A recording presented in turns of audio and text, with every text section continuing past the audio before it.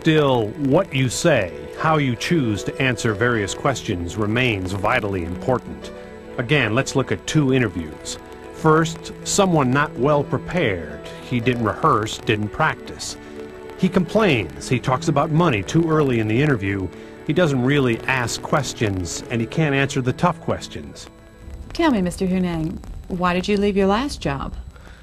Well, I tried to tell them when they made me marketing manager that my real skills are in research and development.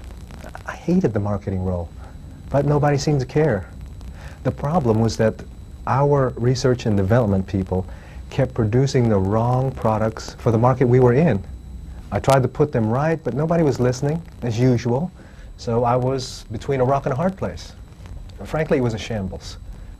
Anyway, when the company announced that it was relocating corporate headquarters to Phoenix, I decided it was time for a showdown with the marketing director. We talked, but he was very defensive, and we got into a real bad argument. And as a result of that, we decided it would be best if I moved on. Are you telling me you were fired? No. I wouldn't describe it as being fired. It was more of well, you know, a mutual agreement to part company. I mean, I didn't just walk out the door. I came out with a separation package. I see. What if you were offered this position as manager of research and development? Where would you like to be in 5 years? Well, I'm glad you asked that, because I was about to ask about the company's retirement plan. That's something I'll need to consider sooner or later.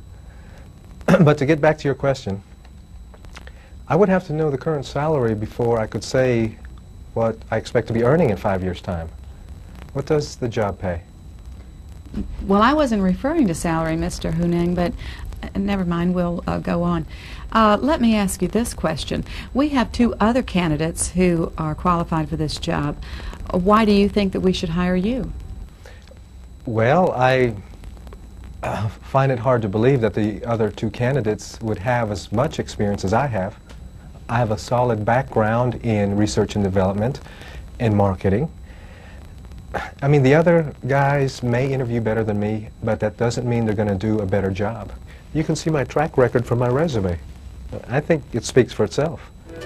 Well, yes. Arrogant, defensive, and vague. And one more thing, a common mistake. You can't just say you're the best candidate. You've got to prove it with facts, examples. You have to tell the story of your accomplishments. Now, let's listen to the same candidate, but this time he does it well. Tell me, Mr. Hunang, why did you leave your last job? I learned a lot in marketing, but I've always felt my real skills are in research and development, and that's where I wanted to be. I wasn't entirely happy in the marketing role. On top of that, the research and development people were having a tough time getting our product range right, and I didn't see that situation changing. So when the company announced that it was relocating corporate headquarters to Phoenix, I decided not to go with them, and I applied for the voluntary separation package that was being offered. At first, they were reluctant to let me go, but I sat down with the marketing director and explained my feelings about the job. And we agreed that the voluntary separation was the best option for me and the company. I see. What if you were offered this position as manager of research and development? Where would you want to be in 5 years? Well, I would be kidding you if I said that salary and promotion prospects aren't important. They are. But beyond that, I would like to be in a position where I was working with people who I could trust and respect, and I would have to have challenges. I'd also like to be in a place where I was using my creative skills. But it's not just about what I need. It's about what I can give, too. And I would want my people to make a big contribution toward helping the company meet its objectives in its 5-year plan. But let me ask you something. For me to be regarded as a top performer, what would you expect me to be doing in 5 years' time? That's a good question, and I'll answer that in just a moment. But first, let me ask you this. We have two other candidates who are qualified for this job. Why do you think that we should hire you? I'm sure your other candidates are strong, but research and development is where I love to be. In fact, I don't really regard it as a job. It's more like a passion for me. So as well as the experience I can offer, I'd also be bringing a tremendous amount of commitment and enthusiasm to the job. He's clear about why he left his last job, where he wants to be in the years ahead, and he listens, really listens to the questions asked. What's more, he has some questions of his own. Remember, this is a conversation, not a grilling. Your questions show you've done your homework, you know the company. They also show that you're trying to find out whether this is the right job, the right company, the right match for you. All the facts of the situation. More and more these days, a job interview isn't with one person, it's with a group, a panel of people from the company. And in this kind of interview, in fact in any kind of interview, often today you'll have to answer a behavioral question. A question about what you would do, how you would react in a certain situation. For example, Mr. Dunn, I'd like to ask you about how you would handle certain situations that can arise in any company. For example, if a member of your team came to you complaining that his health and his safety were at risk, how would you handle that? I'd make it clear that the complaint will be taken seriously and fully investigated in line with the company's health and safety policies. I'd ask the employee to give me all the facts about the situation, and I'd institute an independent inquiry based on what we got from the... Suppose we decided to increase our sales by 50% next year, and the very best you thought you could do was 30%. How would you handle that situation? Well, first of all, I'd re-examine my forecast to make sure it was accurate and based on the correct assumptions.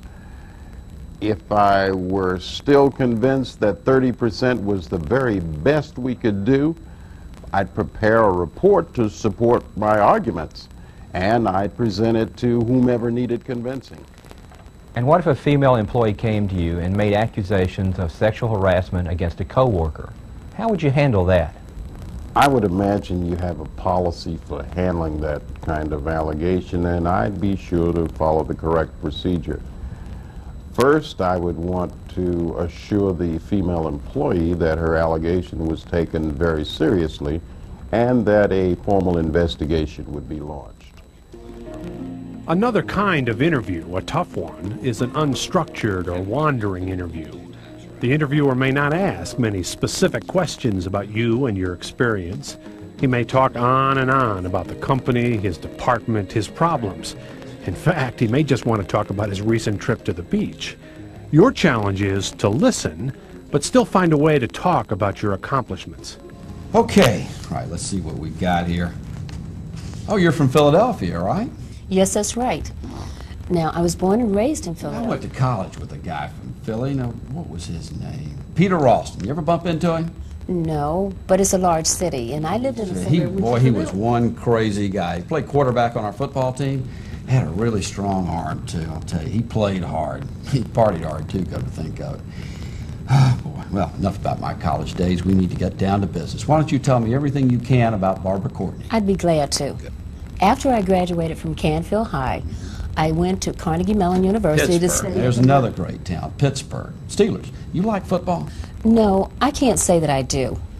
Mr. Buckley, perhaps it would help if I were to take you through a short presentation I prepared about myself. It would only take a couple of minutes. What do you think? Okay. Sounds good to me. As I said, I was born and raised in Philadelphia, and I went to Carnegie Mellon University, where I earned a degree in business and economics. I graduated.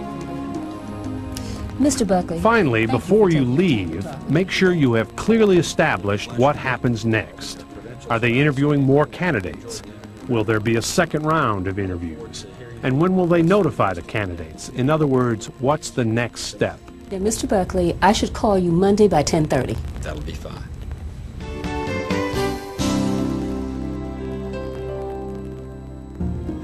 And as soon as your job interview is over, you need to go through a debriefing process. Review the interview in your mind. How did you do? Were there any surprises? What could you have done better?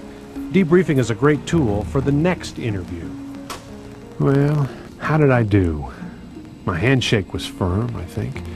I showed some energy. I kept eye contact. I sat forward and projected my voice, so I'm pretty sure I sounded confident and enthusiastic. And I listened well. So overall, I guess my style was all right. What could I have done better?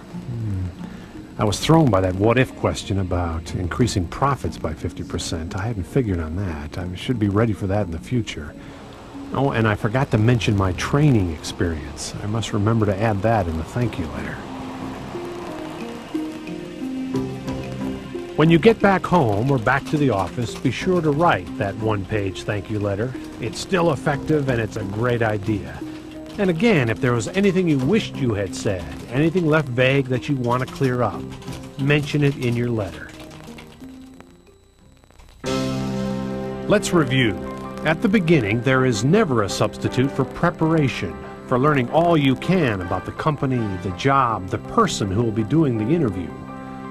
During the interview, remember that your style, your energy level and confidence, your ability to listen well and ask questions is just as important as what you say. And when you're talking, remember to be specific, to not talk about how great you are, but what you've actually done, what you've accomplished.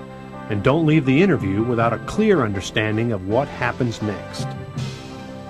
Finally, after the interview, review how you did, what you could have done better, so you'll do that much better the next time. And then, within a day or two, be sure to send a thank you letter. Do all of these, and do all of them well, and you will turn a job interview into a job.